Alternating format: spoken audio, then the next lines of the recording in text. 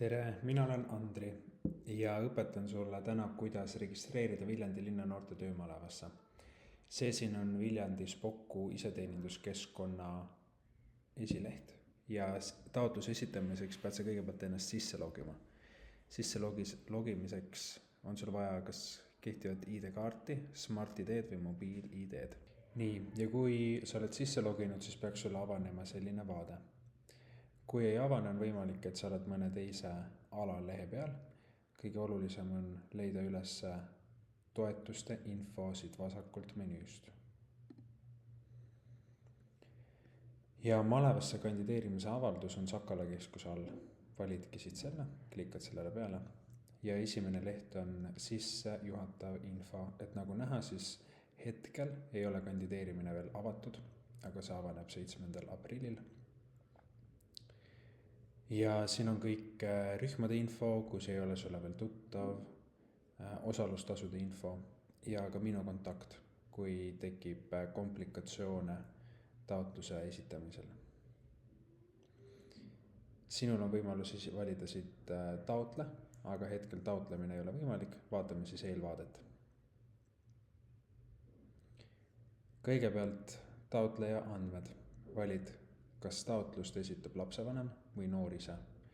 Kui lapsevanem, siis kirjutad siia oma nime, e-posti, oma elukoha järgne aadress ilmub siia klikkides ja ühtlasi siis valid noore isikukoodi, kelle eest kostja sa oled. Nüüd, kui sa oled noor, siis vajutad siia noore peale, kirjutad sisse oma nime ja valid, kas oled täisealine või ei ole täisealine. Oled täisealine, ongi kõik, ja kui ei ole täisealine, siis tuleb sul valida siit nimekirjast enda lapsevanema nimi ja lapsevanema e-posti aadress. Ja siin on öeldud, et e-posti aadress peab olema korrektselt kirjutatud. Seda sellepärast, et lapsevanem peab andma oma allkirja taotluse esitamiseks, sest taotlustega me kogume allkirjad maleva tegevuses osalemiseks. Seega, kui see e-post on siin mõne veaga, siis lapsevanem ei saa vastavat teadet. Küll aga peaks see teade olema lapsevanema Spokku keskkonnas, kui ta sinna sisse logib. Nii, ja siit hakkab kandideerimisavaldus. Kõigepealt valid, kas sa oled 13–14-aastane noor või 15–19-aastane noor. 13–14-aastastele on sellised rühmad ja vanematele noortele sellised rühmad. Valid siit endale ühe meeldiva rühma, ühte rühma saad sa kandideerida ja jätadki selle, mis sulle kõige rohkem huvi pakub. Nüüd siia on sul võimalus ja lausa kohustus kirjutada oma varasemast töökogemusest ja nagu ka öeldud, siis kindlasti kirjuta, kui see töökogemus on olnud malevas või kui sa oled vabatahtlikuna midagi teinud või üldse kõik asjad, mis on sinu jaoks seotud vastutuse kandmisega suuremal või väiksemal määral. Siis siin on need kirjutada natukene oma hobidest, mida sulle meeldib teha ja samuti lühike põhjendus vabas vormis, et miks sa soovid malevas osaleda. Et siin ei pea üldse kirjutama mingisugust pikka romaani, aga pigem konkreetselt, et me mõistaksime sinu motivatsiooni. Nii, ja peale seda siis saad valida oma T-särgi suuruse.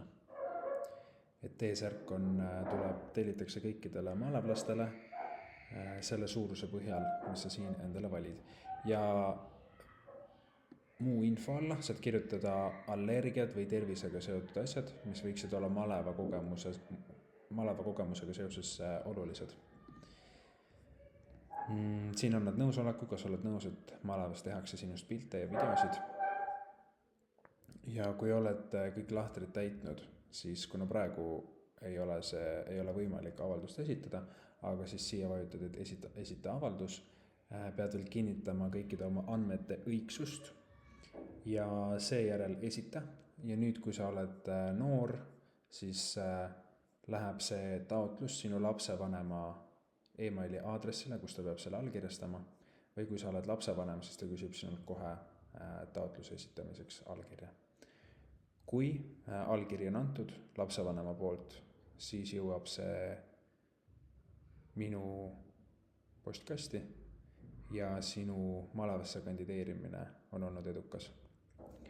Malevasse kandideerimine kestab kuni 27. aprillini ja mai alguses siis tuleb rohkem infot selle kohta, kas on tulemas grupivestlused või on noor valitud malevasse või siis ei ole valitud malevasse.